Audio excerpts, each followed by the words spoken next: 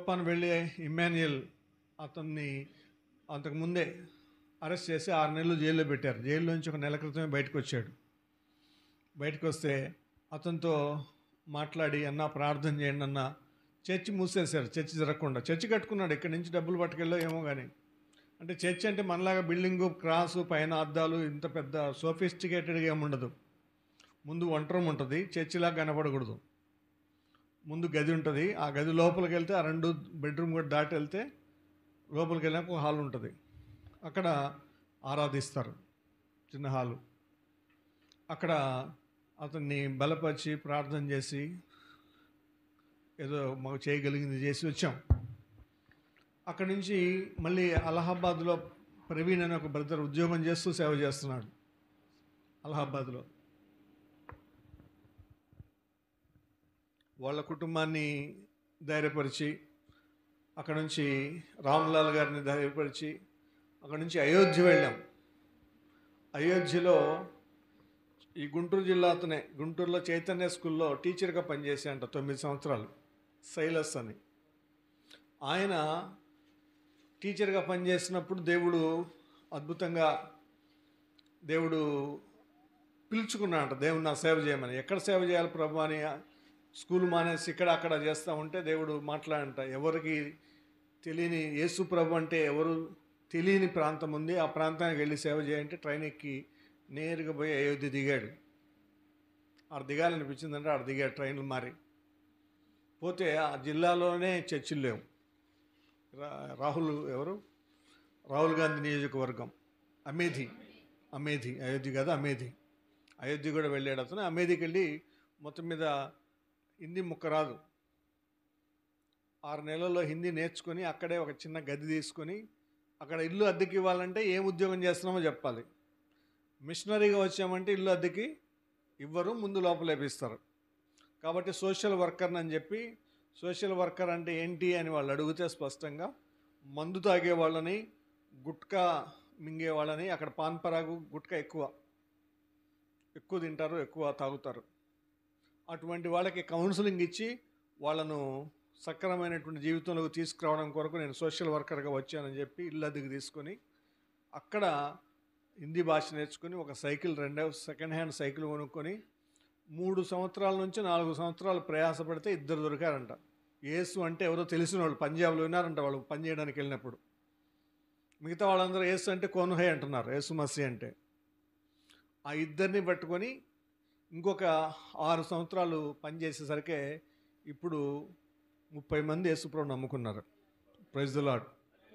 అమేధిలో ఆయన దగ్గరికి వెళ్తే మేము అలహాబాద్లో మార్నింగ్ బ్రేక్ఫాస్ట్ చేసి ప్రేయర్ చేసి అయోధ్యకి 4 గంటలకంతా చేరుకొని అక్కడికి ప్రేయర్ చేయాలంటే మధ్యలో అమేధి తీసుకెళ్ళాడు విజయ్. అక్కడ ఆయనతో ఒక 1.5 hours స్పెండ్ చేసి ఆయన సాక్ష్యం విని వాళ్ళ కొరకు ప్రార్థన చేసి సాక్ష్యాలు చెప్తా ఉంటే మనకి అంటే అక్కడ వాళ్ళు లిటరల్గా సాక్ష్యం చెప్తా ఉంటే కళ్ళమ్మడి నీళ్ళు వచ్చాయి వాళ్ళ బాధలు. ఎన్నిసార్లు ఇల్లు ఖాళీ చెప్పించారో, కొన్ని రోజుల పాటు 3 రోజులు ఆయనకి ఇల్లు దొరకలా. ఫస్ట్ ఆయనకి తెలిసిందంట ఆయన సువార్థికుడు అని, ఎవాంజలిస్ట్ అని తెలియగానే ఇల్లు ఖాళీ చేయించాడు. 2వ ఇల్లు దొరకలేదు. సైకిల్, వంట సామాను మూట కట్టుకొని ప్లాట్ఫామ్ మీదే తినుకుంటూ ప్లాట్ఫామ్ మీదే 3 days ఉన్న తర్వాత 4వ రోజు మళ్ళీ ఎక్కడో ఇల్లు దొరికిందని. ప్రభు కొరకు వెళ్ళినటువంటి వాళ్ళు చేసేటువంటి పనులు, పరిచర్య చూస్తూ ఉంటే చాలా అద్భుతంగా అనిపిస్తూ ఉంటుంది.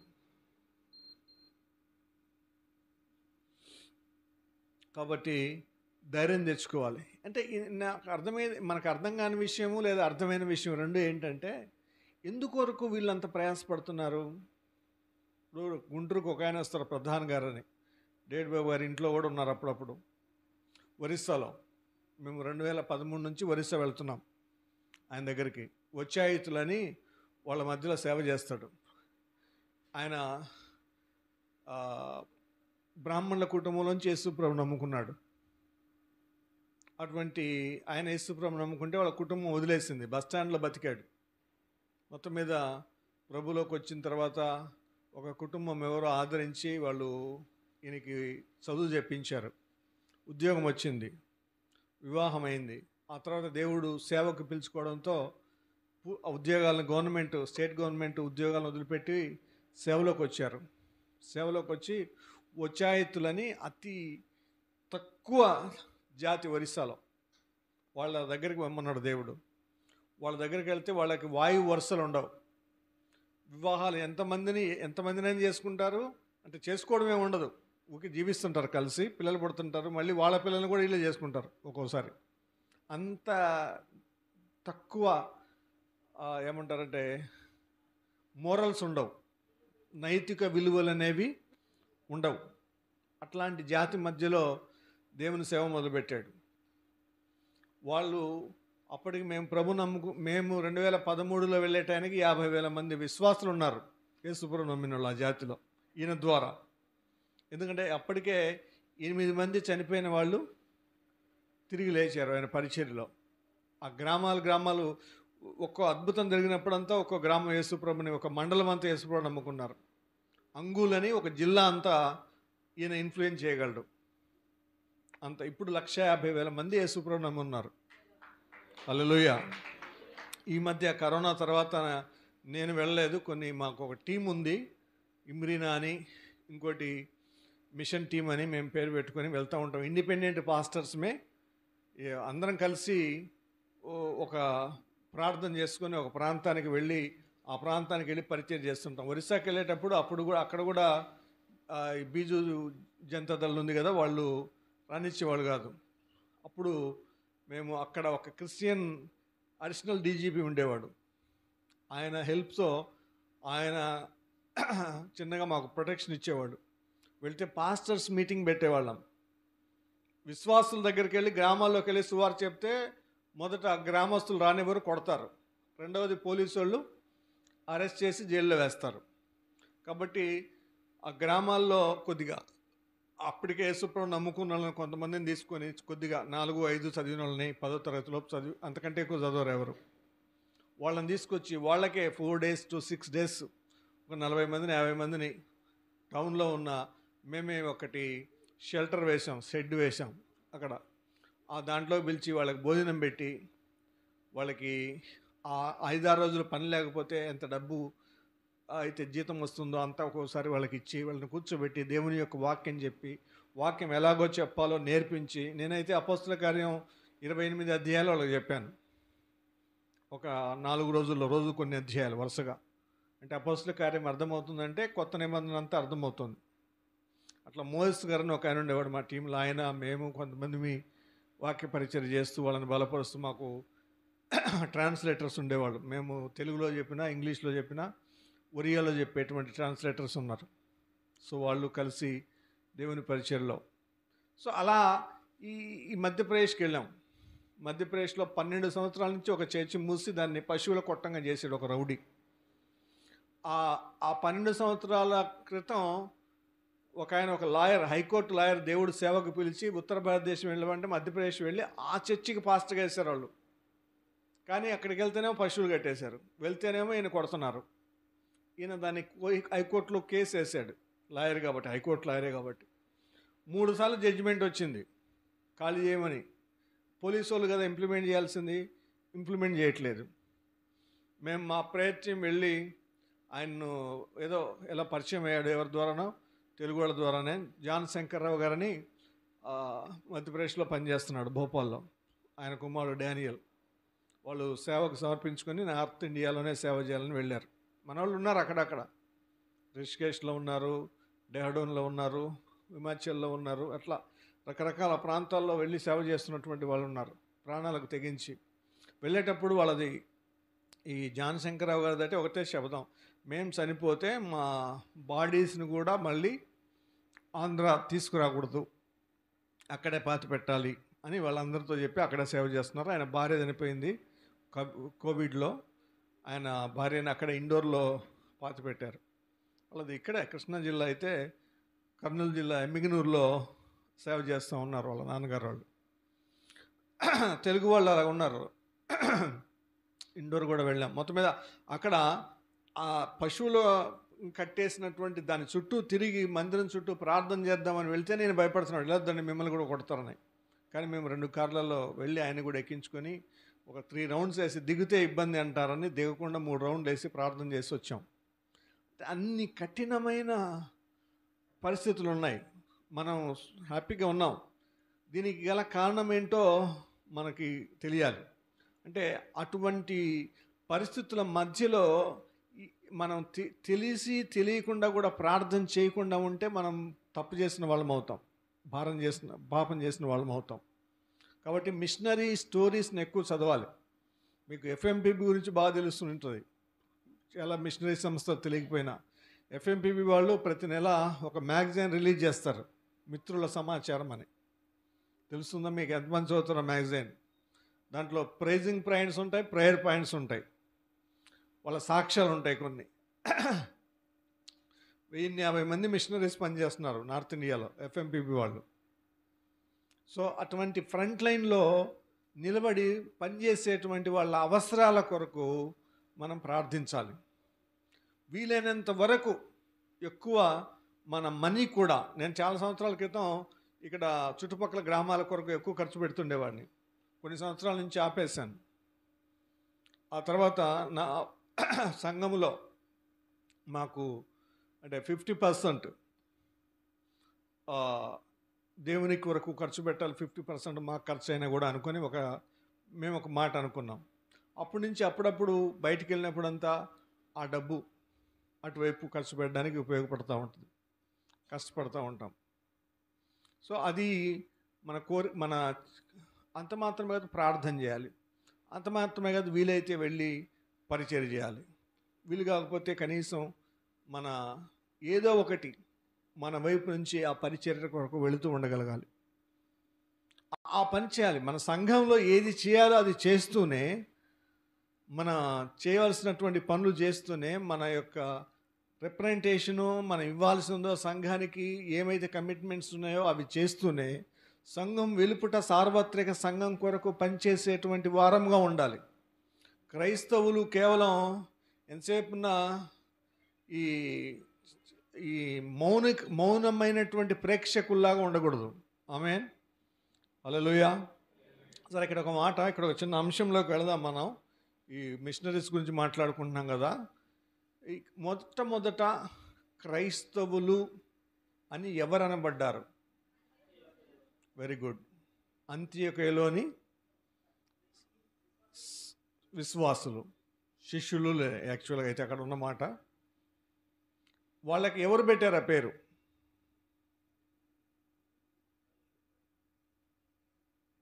వాళ్ళకి క్రైస్తవులు అనే పేరు ఎవరు పెట్టారు? మనం అపోస్తల కార్యం చెప్పేటప్పుడు నేను చెప్తూ వచ్చాను అనమాట. 11:26 ఉంటుంది అపోస్తల కార్యంలో ఆ మాట. చదవండి. అపోస్తల కార్యం 11వ అధ్యాయం 26వ వచనం.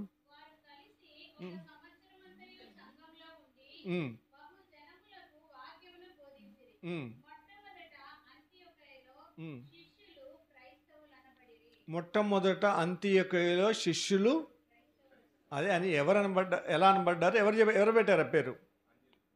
అది ఆ ఊర్లో అంతియోక్యలోని నాన్ క్రిస్టియన్స్ వీళ్ళు వెళ్ళి ఒక చోటుకి వెళ్ళి మందిరంలో అక్కడ ఒక చోట కూడుకొని ఆరాధిస్తూ ఉంటే, వాళ్ళకి బిల్డింగ్ లేదు, ఎవర్రా వీళ్ళందరూ అంటూ ఉంటే, అప్పుడు వాళ్ళు క్రైస్తవులు రాని పెట్టారు.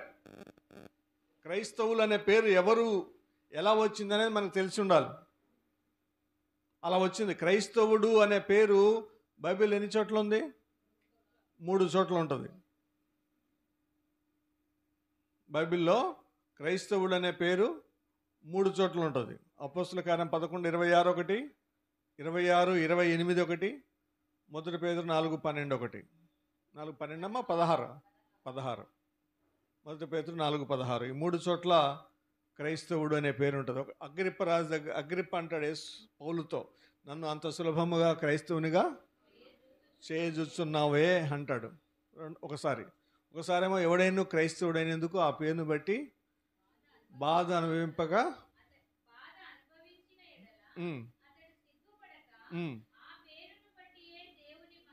ఆ పేరును బట్టియే దేవుని కొంతమందికి క్రిస్టియన్ పేర్లు పెట్టింటారు వాళ్ళ పేరెంట్స్. పెద్ద అవుతూ ఉంటే ఎందుకు నాకు ఇలాంటి పేరు పెట్టారని ఫీల్ అవుతుంటారు. కానీ ఆ పేరును బట్టియే దేవుని మహింపరచాలంట.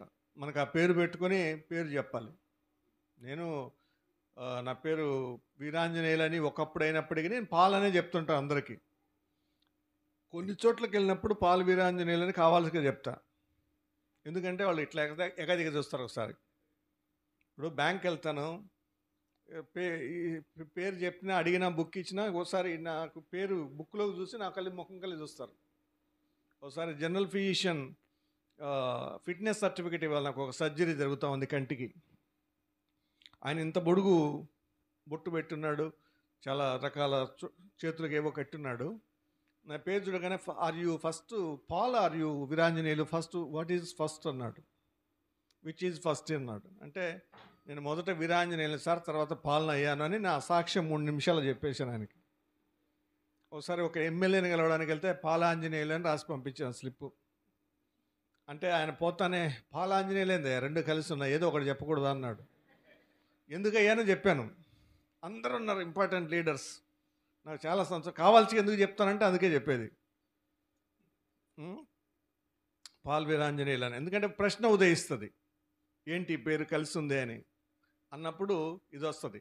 రెండవదిగా వీరాంజనేయులను తీసేయచ్చు కదా అంటారు కొంతమంది. కానీ దేవుడు నన్ను 95వ సంవత్సరం జనవరి నెల 12వ తారీఖున రాత్రిపూట వీరాంజనేయులు అని నా పేరు పెట్టి పిలిచాడు.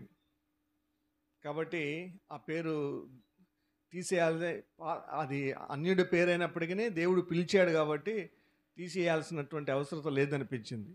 దేవునికి మహిమ వచ్చినప్పుడు, సాక్ష్యం వచ్చినప్పుడు సాక్ష్యం చెప్పడానికి ఉపయోగకరంగా ఉంటుందని పెట్టుకున్నాను. రైట్, ఇప్పుడు ఒక విషయంలోకి వచ్చి మనం ముగించుకుందాం. కొలస్సీలకు రాసిన పత్రిక 3వ అధ్యాయం. ఏంటి విషయం అంటే, దానికి ఎలా కలుపుతున్నాను అంటే, ఈ మిషనరీ సేవ ఎందుకు చేయాలి, ఈ ప్రార్థనా సేవ ఎందుకు చేయాలి, ఈ సేవ చేస్తే మనకు వచ్చేది ఏంటి అని చాలామందికి. అంటే ఇంత ప్రార్థనా పరిచర్య, ఉద్యోగాలను పక్కన పెట్టి, కుటుంబాన్ని పక్కన పెట్టి, కుటుంబ పనులు పక్కన పెట్టి, సంపాదన పక్కన పెట్టి ఎందుకు చేయాలి పని? ఎందుకు చేయాలి పని? ఈ పని చేస్తే మనకు వచ్చేటువంటి ధన్యత ఏంటి, భూమి మీద వచ్చే ఆ లాభం ఏంటి, పరలోకంలో వచ్చే బహుమానం ఏంటి, ఇది మనకు తెలిసి ఉండాలి. అప్పుడు మనం ఇంకొంచెం ఎక్కువగా చేయగలుగుతాం. ఆమేన్. రైట్, కొలస్సీ రాసిన పత్రిక 3వ అధ్యాయం మొదటి 4 వచనాలు త్వరగా.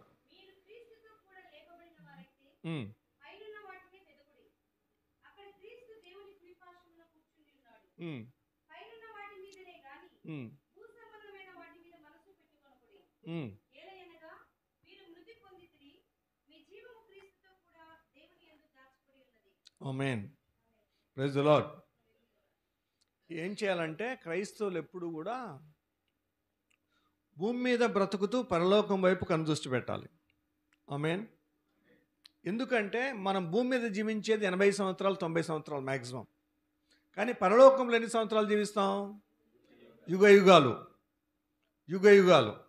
భూమి మీద ఈ 80 సంవత్సరాలు జీవించడం కొరకు 40 సంవత్సరాలు ఉద్యోగం చేస్తాం, 35 ఏళ్ళ నుంచి 40 ఏళ్ళ వరకు. 35 సంవత్సరాల నుంచి 40 సంవత్సరాల వరకు ఉద్యోగంలో సర్వీస్లో ఉంటారు కదా మ్యాక్సిమం, అంతే. సో దాని కొరకు ఎన్ని సంవత్సరాలు చదువుతాం? 20 సంవత్సరాలు పైబడి చదువుతాం. నర్సరీ నుంచి 10th క్లాస్ వరకు 13 ఏళ్ళు, +2 15 ఏళ్ళు, +4 19 ఇయర్స్, పీజీ చేస్తే 23 ఇయర్స్ మినిమం, పిహెచ్డీ చేస్తే ఇంకొక 3 ఏళ్ళు 26 ఏళ్ళు. అంటే మొత్తం మీద 20 ఇయర్స్ 25 ఇయర్స్ మధ్యలో యావరేజ్లో చదువుతాం. దేనికోసం?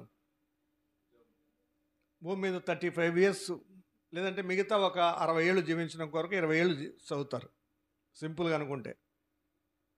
అంతకంటే ఎక్కువ ఉండరు. 60 20 80, అంతకుముందు 5 ఏళ్ళు చిన్నప్పుడు 85. అంటే అంత ప్రయాసపడుతున్నాం. మరి యుగ యుగాలు జీవించబోయేటువంటి ఆ జీవితం కొరకు భూమి మీద ఎంత ప్రిపేర్ అవుతున్నాం? దీన్ని క్యాల్కులేట్ చేయండి. రేషియో ఏమైనా వీలవుతుందా? అస్సలు సరిపోదు. మరి ఎంత కష్టపడాలి, ఎంత ప్రయాసపడాలి? అసలు పరలోకంలో మరణం తర్వాత జీవితం ఉంది అన్న సంగతి తెలుసా? ఆ నిరీక్షణ ఉందా మనకి? అటువైపు చూస్తే అప్పుడు భూమి మీద ఏం చేస్తామంటే జీవించగలుగుతాం.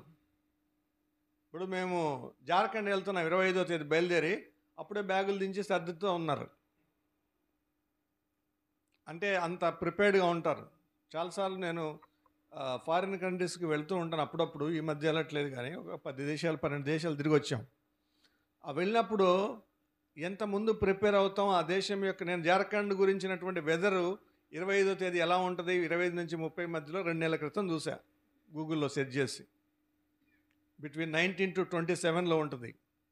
కాబట్టి ఎలాంటి డ్రెస్ తీసుకెళ్ళాలి, చలికోట తీసుకెళ్ళాలా వద్దా, స్వెటరు, షూ ఇలాంటివి వేసుకోవాలి, ఎలాంటి జాగ్రత్తలు తీసుకోవాలని ఆలోచిస్తాం కదా. సో అలాంటిది పరలోకాన్ని గురించి నిత్యత్వములో మనం ఇక్కడ గడపబోయే 4-5 రోజులకి అన్ని జాగ్రత్తలు తీసుకుంటూ ఉంటే, పరలోకములో నిత్యత్వంలో శాశ్వతమైన మహిమలోకంలో యుగయుగాలు నివసించబోతూ ఉంటే దాని కొరకు ఎన్ని జాగ్రత్తలు తీసుకోవాలి. అందుకోసమే భూ సంబంధమైన వాటి మీద మనసు పెట్టుకోకుండా, ఎందుకంటే ఇది తాత్కాలికం కాబట్టి పైన ఉన్నటువంటి వాటి మీదే మనసు పెట్టుకోవాలి, దాని కొరకు ప్రయాసపడాలి. అందుకొరకే భూమి మీద మనం ప్రార్థించాలి, అందుకొరకే పని చేయాలి, అందుకొరకే ప్రయాసపడాలి. ఎంత వీలైతే అంత భూమి మీద ఉండగానే పరలోకం కోసం సంపాదించుకోవాలి. ఆమేన్. పరలోకంలోకి వెళ్ళిన తర్వాత పరలోకంలో కొరకు సంపాదించుకునేది ఏది నీకు అక్కడ దొరకదు. అర్థమైందా? పరలోకంలో ఇప్పుడు మనం జార్ఖండ్ వెళ్ళినాక మేము వెళ్ళేది రాంపర్హట్ అని ఒక జిల్లా, కేంద్రం నుంచి ఒక 60 కిలోమీటర్లు లోపలికి వెళ్ళాలి జంగిల్లోకి. అక్కడ ఏం దొరకదు మాకు తెలుసు. కాబట్టి ఏం చేయాలి, మెడిసిన్ కావాల్సిన ఇంకేది కావాల్సిన ఇప్పుడే పట్టుకెళ్ళాలి. అక్కడ పోయి సంపాదించుకుందాంలే, తలనొప్పి ట్యాబ్లెట్, కడుపు నొప్పి ట్యాబ్లెట్, గ్యాస్ ట్యాబ్లెట్ దొరికిద్దిలే అంటే ఏం దొరకదు. ఏమైనా వస్తే అక్కడ పడి ఉండాల్సిందే. అది పరిస్థితి. అట్లే పరలోకంలోకి వెళ్ళిన తర్వాత అక్కడ కిరీటం సంపాదించుకుందాంలే, అక్కడ స్టార్ సంపాదించుకుందాంలే, అక్కడ బ్యాడ్జి సంపాదించుకుందాంలే, అక్కడ అధికారం ఇంకా కొంచెం పై స్థాయికి ప్రమోషన్ టెస్ట్ రాద్దాంలే, డిపార్ట్మెంటల్ టెస్ట్ రాద్దాంలే, పాస్ అవుదాంలే అంటే అలాంటివి అక్కడేవి కుదరవు. అవన్నీ పరలోకంలో పొందుకొనబోయేవి ఏవేవైతే మనకు ఉంటాయో అవన్నీ భూమి మీద మనం చేసేటువంటి, భూమి మీద దేవుని కొరకు చేసే పనుల మీద, పరిచర్ల మీదనే ఆధారపడి ఉంటాయి. ఆమేన్. అది మనకు అర్థం కావాలి. ప్రకటన 14 చూడండి ఒకసారి. ప్రకటన గ్రంథం 14వ అధ్యాయం. ఇప్పుడు నుంచి ప్రభునందు మృతులు అది ఆ తర్వాత వచనం కావాలి నాకు. తర్వాత వచనం 13 అది.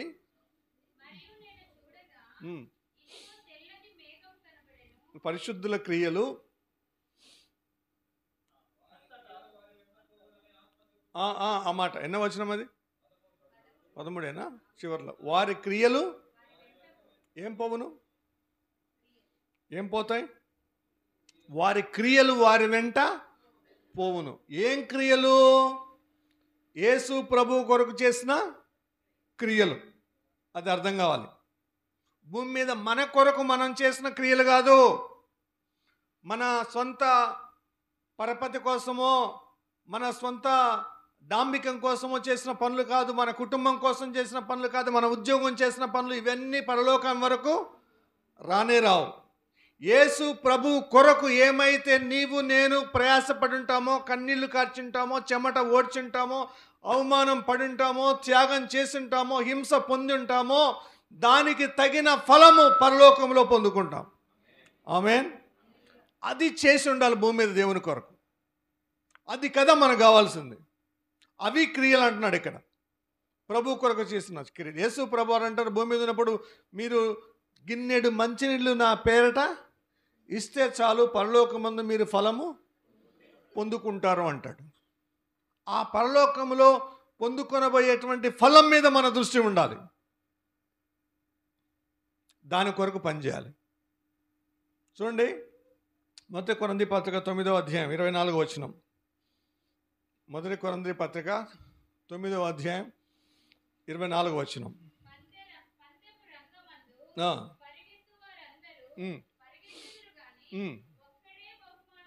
ఒక్కడే బహుమానం పొందునని అది అందరినీ అంటున్నాడు ఇప్పుడు. ఒకడే, అక్కడైతే ఒకడే, ఇక్కడైతే మీరు అందరూ బహుమానము పొందినట్లుగా పరిగెత్తుడి. ఆమెన్. ఇక్కడున్న ఈ హాల్లో ఉన్న ప్రతి ఒక్కరూ బహుమానం పొందుకోవాలి.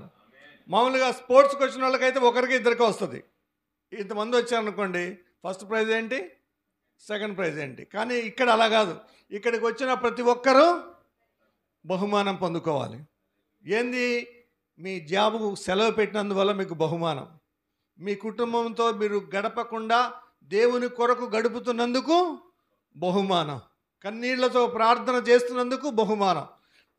చాలని వసతి అయినా మీ యొక్క ఏసీ గదులు వదిలేసి కింద పడుకుంటున్నందుకు బహుమానం. త్యాగం చేస్తున్నందుకు బహుమానం. ఈ బహుమానం ఇవన్నీ భూమి మీద తాత్కాలికంగా మనం పోగొట్టుకుంటున్నాం అనుకోవచ్చు, కానీ పరలోకంలో ఇవన్నీ మనకు బహుమానాలుగా మారుతాయి. ఆమేన్. అది గుర్తు రావాలి. దాని మీద ఉండాలి మన దృష్టి. ఎప్పుడూ కూడా భూమి మీద క్రైస్తవ జీవితం పైనున్నటువంటి వాటి మీద. ఈరోజు నేను పరలోకపు అకౌంట్లో ఎంత జమ చేసుకున్నాను. మాలో కొంతమంది అనుకుంటూ ఉంటారు, ఈరోజు ఫాస్టింగ్ 150 రూపాయలు మిగిలింది. ఇలాంటి లెక్కలు కాదు కావాల్సింది. కానీ పరలోకంలో ఎంత, ఈ లోకంలో ఈరోజు పెళ్ళికి ఇళ్ళకి వచ్చాం, మన ఇంటిల్లి పాది భోజనం చేయలేదు, డబ్బులు మిగిలినాయి. లేదంటే డబ్బులు బ్యాలెన్స్ ఈ నెల ఇంత పెరిగింది, ఈ నెల ఇంత పెరిగింది, వచ్చే సంవత్సరానికి ఇంత పెరుగుతుంది. ఈ ఈ ఈ ఈ లోక సంబంధమైనటువంటి బ్యాంక్ బ్యాలెన్స్లు మామూలే. ఇవి నేను మిగిల్చుకోవద్దని చెప్పట్లేదు, సేవ్ చేసుకోవడం తప్పని చెప్పట్లేదు, జీవనోపాధి చేయడం తప్పు చేయట్లేదు. కష్టపడి సంపాదించుకోవచ్చు, మిగిల్చుకోవచ్చు, కొంత పొదుపు చేసుకోవచ్చు, కొంత ఖర్చు పెట్టవచ్చు, కొంత ఏది ఇవ్వాలో దేవునికి అది ఇవ్వాలి, అవన్నీ నిజమే. కానీ అన్నిటికంటే ముఖ్యంగా మొత్తం 6:19 చదవనక్కర్లు. ఏముంది, పరలోకమందు మీకు ధనము కూర్చుకొనుడి కదా, అక్కడ చిమ్మెట కొట్టదు. కాబట్టి ఆ పరలోకమందు ధనము అక్కడికి వెళ్ళిన తర్వాత అది మనకి స్థానాన్ని తీసుకొస్తుంది, మనకు ఒక కేడర్ని తీసుకొస్తుంది, మనకు ఒక గుర్తింపుని తీసుకొస్తుంది, మన స్థాయి పెరుగుతుంది. అది మత్తయి సువార్త 25వ అధ్యాయంలో ఆ 13వ వచనం తర్వాత నుంచి ఒక ఉపమానం ఉంటుంది, తలాంతుల ఉపమానము అని. ఆ తలాంతుల ఉపమానంలో ఒకడు ఒక 5 తలాంతులు ఇస్తే 5 తలాంతులు సంపాదించాడు, 2 తలాంతులు ఇస్తే మళ్ళీ 2 సంపాదించాడు, 1 తలాంతు ఇస్తే బూడ్చిపెట్టేశాడు. దాని వివరణ నేను చెప్పట్లేదు, కానీ మొత్తం ఒక మాటలో చెప్పాలంటే 5 తలాంతులకి ఇచ్చిన వాడికి దేవుడు ఏమంటాడు, బలా నమ్మకమైన మంచి దాసుడా, ఇంకొక 5 నీకు ఇస్తున్నాను అంటాడు. అలాగే మనము దేవుడిచ్చినటువంటి తలాంతులను, దేవుడిచ్చిన వరాలను, దేవుడిచ్చిన ఆరోగ్యాన్ని, దేవుడిచ్చిన వనరులను, దేవుడిచ్చిన ఉద్యోగాన్ని, దేవుడిచ్చినటువంటి ఏవైతే ఉన్నాయో వాటన్నిటినీ దేవుని కొరకు ఉపయోగించి వ్యాపారం చేసి దేవుని కొరకు సంపాదిస్తామో దానికి రెట్టింపు దేవుడు మళ్ళీ పరలోకంలో మనకి అనుగ్రహిస్తాడు. ఆమేన్. ఆ అధ్యాసం ఉండాలి, ఆ ఆలోచన ఉండాలి మనకి. అప్పుడు మనం ఇంకా బలంగా పనిచేయగలుగుతాం. అందుకే మన దృష్టి ఎక్కడ ఉండాలి, పైన ఉన్నటువంటి వాటి మీద. ఆ పైన మీకు ఒక విషయం చెప్తాను. పైన మధ్యాకాశంలో ఇప్పుడు ఉన్నాం, సంఘం ఎత్తబడుతుంది. ఏదో ఒక రోజున ఎత్తబడుట, ర్యాప్చర్ జరుగుతుంది. ఎత్తబడతామా, ఎత్తబడమా? ఆమేన్, ఎత్తబడతాం. ఆ నిరీక్షణ ఉండాలి. యేసు ప్రభు మధ్యాకాశంలోకి వచ్చినప్పుడు కనురెప్ప పాటలో మనం మార్పు చెందుతాం. ఈ మంటి శరీరాలు మహిమగల శరీరాలుగా మార్చబడతాయి. మార్చబడినప్పుడు కనురెప్ప పాటలో మధ్యాకాశంలో ఉంటాం. మధ్యాకాశంలో ఏం జరుగుతుంది, అక్కడ గొర్రెపిల్ల వివాహ మహోత్సవం జరుగుతుంది. ఆమేన్. తర్వాత బహుమతుల ప్రధానోత్సవం జరుగుతుంది. అందులో బహుమతులు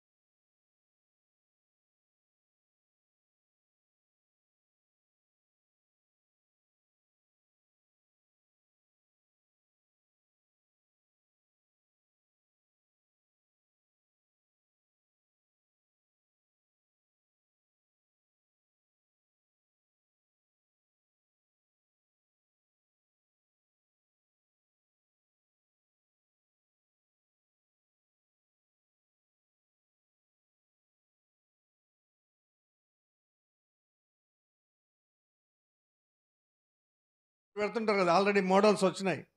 అటొక స్క్రీన్ ఇటొక స్క్రీన్ పెడుతుంటారు పెళ్ళిళ్ళలో. ఆ స్క్రీన్లో ఏం కనపడతా ఉంటాయి? మనము ప్రభువు కొరకు చేసిన కార్యాలు అన్నీ వస్తూ ఉంటాయి, లిస్ట్ వస్తూ ఉంటుంది.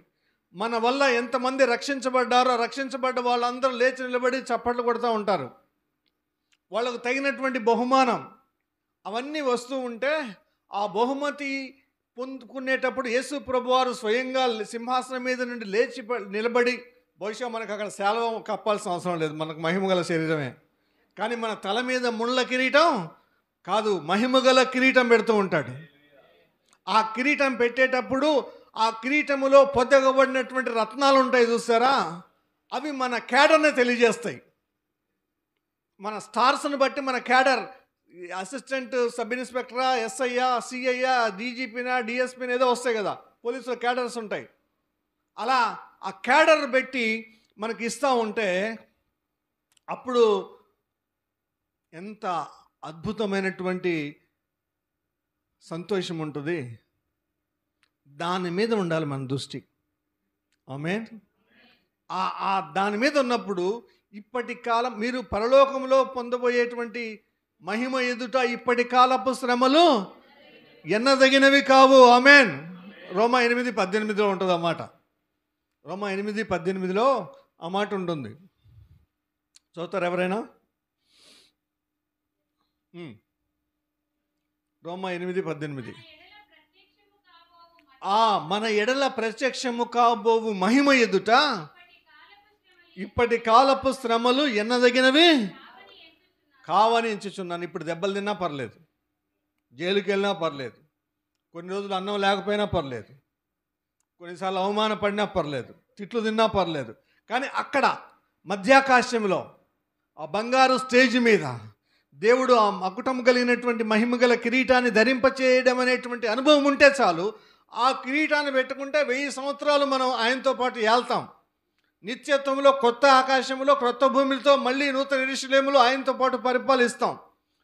ఆ కిరీటాన్ని బట్టి మనకు 5 ఇస్తాడా, ఒక రాష్ట్రం ఇస్తాడా, ఒక జిల్లా ఇస్తాడా, కొన్ని రాష్ట్రాలు ఇస్తాడా, కొన్ని దేశాలు ఇస్తాడా అధికారిగా, ఆ ధన్యత ఉంటుంది మనకి.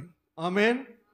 పరలోకంలోకి వెళ్ళినాక ఒక్క ఊరికన్నా ప్రెసిడెంట్గా ఉండేటువంటి భాగ్యం అంటే మన కింద ఒక 50 మంది అని ఉంటారా? మనమే అందరికంటే కింద ఉంటామా? మనం అందరికంటే కింద ఉంటామా? మనకంటే ఒక 50 మంది కింద ఉంటారా అనేది భూమి మీద ఇప్పుడు మనం చేసే త్యాగపూరితమైన పనిని, పరిచయాన్ని బట్టి ఆధారపడి ఉంటుంది. అది అర్థం కావాలి మనకి. ఇప్పుడు స్టెఫన్ని రాళ్లతో కొడుతున్నారు అపోస్తల కార్యం 7వ అధ్యాయంలో. రాళ్లతో కొడతా ఉంటే మనోడు ఎటువైపు చూడాలి? యాక్చువల్గా రాళ్ల వైపు చూడాలి, మనుషుల వైపు చూడాలి, తప్పించుకునే దారి వైపు చూడాలి. కానీ ఏ వైపు చూస్తున్నాడు? 59వ వచనం.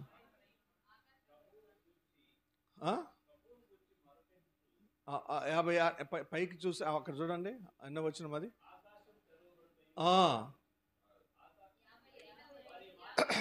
50 నుంచి చదవండి అమ్మా.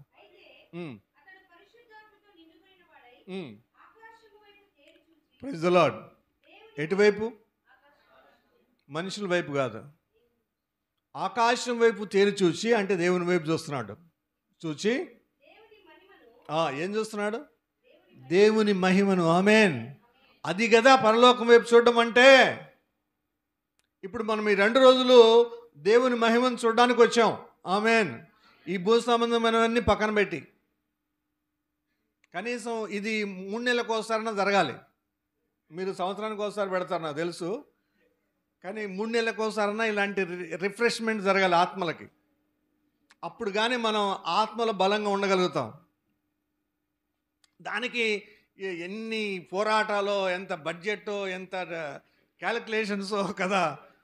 మామూలుగా కొంతమంది చూడండి, ఎవరికన్నా వెడ్డింగ్ యానివర్సరీ అనండి ఎంత గిఫ్ట్ ఇస్తాం,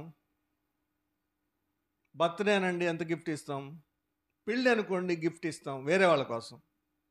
ఇప్పుడు మన ఆత్మీయ జీవితం రూపాంతర పొంది మన పోలిక, ఈ మంటి శరీరము పోలిక పోయి మహిమగల శరీరం యొక్క పోలిక మనకు 2 రోజులు వాక్యం వింటే వస్తూ ఉంటే, అంతరంగపు రూపంలో ఒక పాలు పొందుతూ ఉంటే, ఆఫ్టర్ ఆల్ 5,000, 10,000, 20,000 నథింగ్. అది గుర్తుపెట్టుకోవాలి. ఈ మన కొరకండి. దేని కొరకు? పరలోకం కోసం, భూమి మీద కోసం కాదు. ఇప్పుడు స్విగ్గీలో జొమాటోలో ఆర్డర్ పెడతారు వేలు పెట్టి. ఆఫ్టర్ ఆల్ కాసేపు సంవత్సరం ఉండి నశించిపోయే దీనికోసం వేలు పెడతారు. కానీ నశించని దాని కొరకు, అక్షయమైన దాని కొరకు, అమర్త్యమైన దాని కొరకు టైము స్పెండ్ చేయాలి, డబ్బు స్పెండ్ చేయాలి. అది పరలోకం కోసం. ఆమేన్. దాని దగ్గర వెనుకాడకూడదు. ఇంకా తినడానికి వెనుకాడినా పర్లేదు, కానీ పరలోకం కోసం మాత్రం వెనుకాడకూడదు. ధారాళంగా ఉండాలి. రైట్. దేవుని యొక్క వాక్యంలోకి వస్తే ఇక్కడ ఆకాశం వైపు చేరి చూచి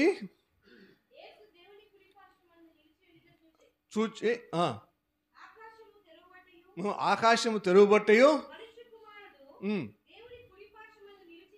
నిలిచి ఉండుటయు చూచుచున్నానని. అక్కడ కదా, అక్కడ ఆహ్వానం పలుకుతున్నాడు యేసయ్య లేచి నిలబడి స్టెఫెన్ కోసం. దాని మీద ఉంది స్టెఫెన్ చూస్తే. ఇక్కడ ఎంతమంది కొడితే ఏముంది? ఒరే కొడితే కాసేపటికి ఏమవుతుంది? దేహానికి రక్తం కడుతుంది, ప్రాణం పోతుంది. కానీ ఆత్మ ఏమవుతుంది? మహిమ గల శరీరాన్ని సంతరించుకొని పరలోకంలో యేసయ్య దగ్గరికి వెళ్తుంది. అక్కడ నువ్వు చంపలేవుగా, కొట్టలేవుగా, అక్కడికి రాలేవుగా. అసలు నువ్వు అక్కడికి నీకు ప్రవేశమే లేదుగా. ఒరే మీరు నన్ను చంపి ఏం చేస్తున్నారు? ఎప్పుడో పరలోకానికి వెళ్ళాల్సిన ఈరోజు పంపిస్తున్నారు. అందుకే పౌలు ఏమంటాడు? బ్రతుకుట క్రీస్తే, చావైతే లాభం అంటాడు. అది తెలుసుకొని తర్వాత రోజుల్లో అది కదా బహుమానం అంటే. ఇంక 2 చదువుకొని ముగిద్దాం.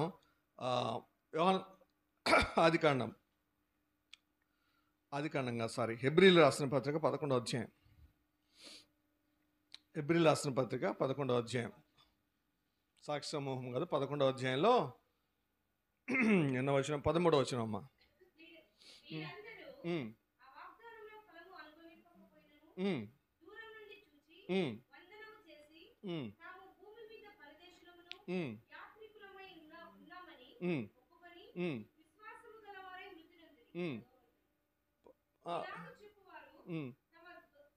పదకొండులేమ్మా, 11 చదువు.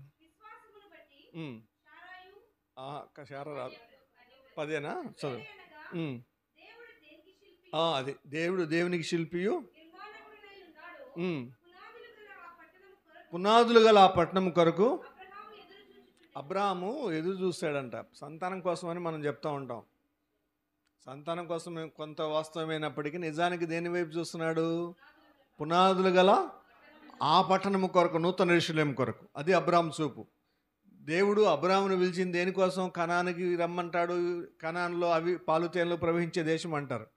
కనాన్ లాంటి పరలోకం కోసం దేవుడు పిలిచాడు అబ్రాహాముని. పరలోకం మీద ఉంది అబ్రాహాము దృష్టి. 16వ వచనం అమ్మ, 11, 16. అది మరి శ్రేష్టమైన దేశమును అనగా ఏం దేశం? ఏం దేశం? పరలోక శ్రేష్టమైన దేశము, పరలోక సంబంధమైన దేశం. ఆమేన్, హల్లెలూయా. దాని మీద ఉంది అబ్రాహాము దృష్టి. మన దృష్టి కూడా దాని మీద ఉండాలి. దేవుడు వారిని సిద్ధపరిచిన. అది 21వ అధ్యాయం ప్రకటన గ్రంథంలో ఆ పట్టణం ఉంది. అదే నూతన యెరూషలేం. మనం చదువుకున్న అధ్యాయం చదివితే అర్థమవుతుంది. నూతన యెరూషలేం అనే పట్టణం, దాని వీధులు, దాని గుమ్మాలు, దాని పునాదులు ఎలా ఉన్నాయో ఉంటుంది. కాబట్టి ఆ పట్టణం మీద ఉండాలి. అక్కడ మన శాశ్వత నివాస స్థలం. సో దాని మీద గురి పెట్టుకొని పనిచేస్తే భూమి మీద మనకి లోకంలో వచ్చే శ్రమలుగా అనిపించవు, హింసలుగా అనిపించవు, కష్టాలుగా అనిపించవు, అవమానముగా అనిపించదు. ఆ పరలోకం మీద దృష్టి పెట్టుకుంటే. పౌలు కూడా దాని మీద దృష్టి పెట్టాడు. చూడండి, ఫిలిప్పీ పత్రిక 3వ అధ్యాయం 14వ వచనం. ఫిలిప్పీ పత్రిక 3వ అధ్యాయం 14వ వచనం. క్రీస్తు యేసునందు దేవుని ఉన్నతమైన పిలుపునకు కలుగు బహుమానము పొందవలనని గురి యొద్దకే పరిగెత్తున్నాను. ఆమేన్. దేనికోసం అంట? ఉన్నతమైన బహుమానం. ఆ బహుమానం కోసం దృష్టి పెట్టాడు. మనం కూడా బహుమానం మీద దృష్టి పెట్టమన్నాను కదా. మధ్యాకాశంలో 7 సంవత్సరాల బహుమతుల ప్రధానోత్సవంలో మనం పొందుకొనబోయేటువంటి బహుమానం అని చెప్పాను. పౌలు భక్తుడు అదే బహుమానం మీద దృష్టి పెట్టాడు. దానికోసమే ఎన్నిసార్లు కూడా దెబ్బలు తిన్నాడు? ఒకటి తక్కువ 40 దెబ్బలు 5 సార్లు తిన్నాడు. 2 కొరింథీ 11:23లో జాబితా ఉంటుంది. 2 కొరింథీ పత్రిక 11వ అధ్యాయం 23వ వచనంలో 26 వరకు ఆయన పొందిన శ్రమల జాబితా ఉంటుంది. అవే ఆయన కిరీటాలు.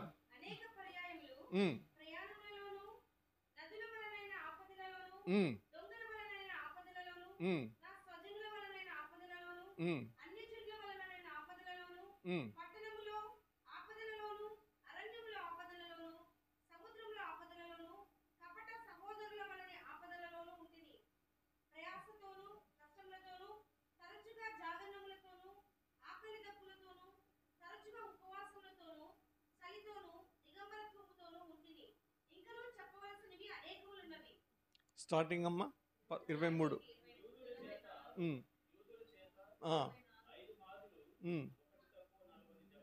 తింటిని కొట్టబడితిని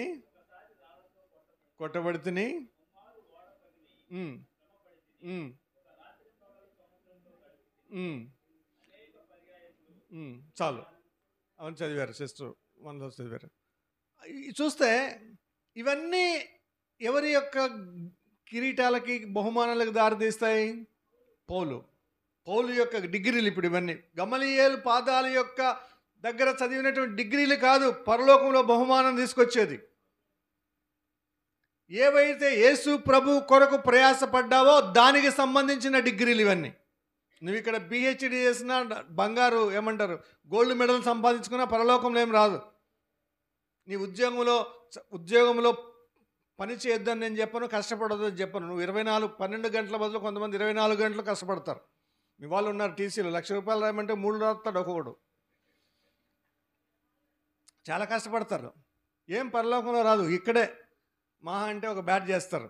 కష్టపడొద్దని నేనేం చెప్పట్లా. ఎవరి కష్టానికి తగినంత కష్టపడడం, మనుషుల కోసం కాకుండా నిజంగా ఎంత కష్టపడాలో అంత కష్టపడడం మంచిదే.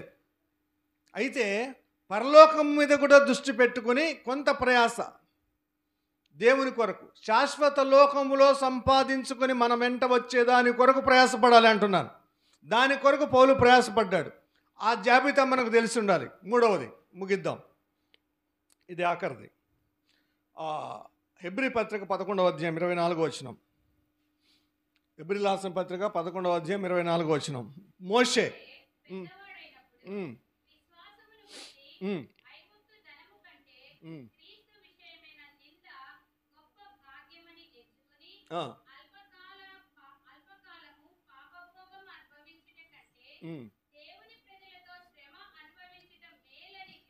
యోచించి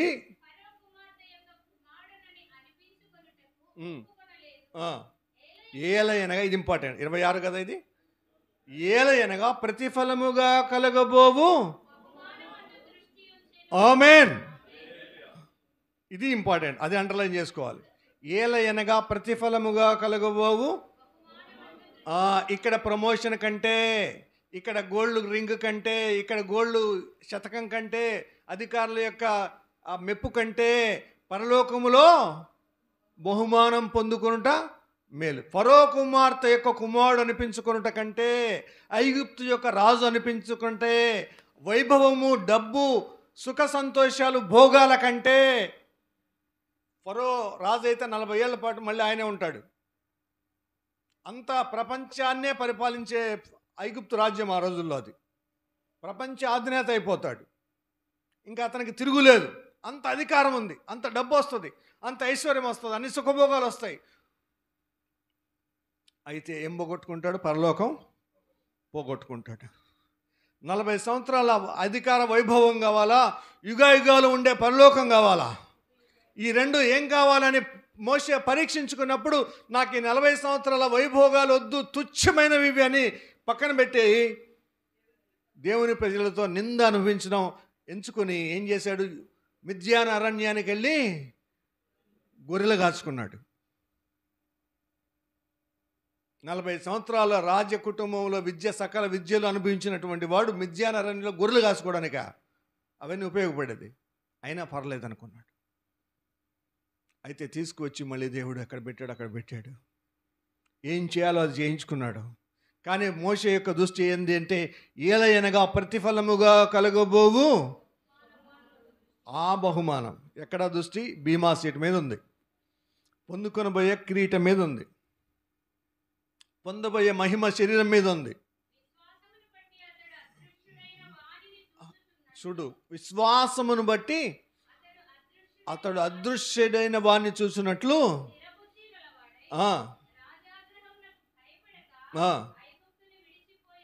అది అదృశ్యమైన వాడిని చూస్తున్నాడంట యేసు ప్రభుని. ఆ మీద ఉండాలి మన చూపు.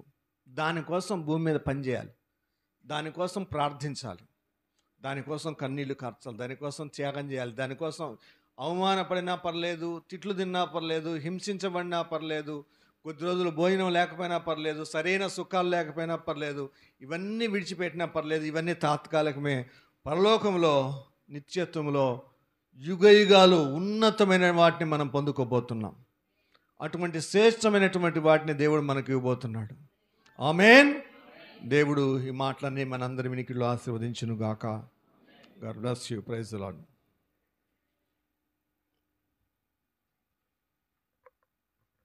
Thank you. అందరూ గట్టిగా క్లాప్స్ కొడదాం.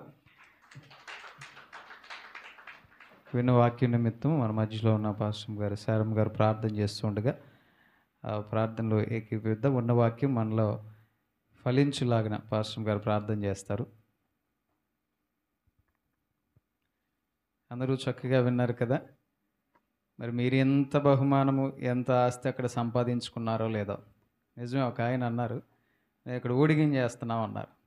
ఉద్యోగం ఊడిగం అంట, అది కూడా అవసరమే. కానీ పరలోకంలో నిత్యం ఉండే బహుమానం కొరకు మీకు ఎన్ని అడ్డంకులు వస్తున్నాయి, వాటన్నిటిని కూడా జ్ఞాపకం చేసుకుని, పరిశీలన చేసుకుని, ప్రార్థన చేసుకుని